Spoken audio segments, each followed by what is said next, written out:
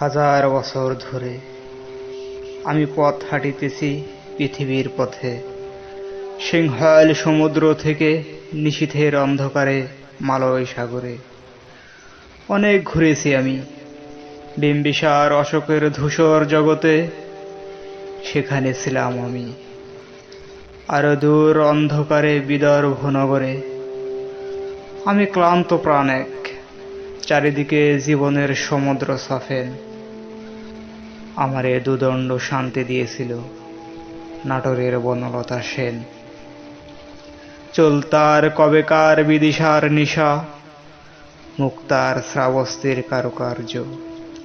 অতিদূর সমুদ্রের পর হাল ভেঙে যে নাবিক হারায়েছে দিশা, সবুজ ঘাসের দেশ যখন সে চোখে দেখে দারুচিনি দ্বীপের ভিতর, তেমনি দেখেছি তারে অন্ধকারে। বলেছে সে, এতদিন কোথায় ছিলেন? পাখির নীড়ের মতো চোখ তুলে নাটোরের বনলতা সেন। সমস্ত দিনের শেষে শিশিরের শব্দের মতন সন্ধ্যা আসে, ডানার রৌদ্রের গন্ধ মুছে ফেলে চিল। পৃথিবীর সব রং নিভে গেলে পাণ্ডুলিপি করে আয়োজন। তখন গল্পের তরে জোনাকির রঙে ঝিলমিল, সব পাখি ঘরে আসে, সব নদী ফুরায়ে জীবনের সব লেনদেন।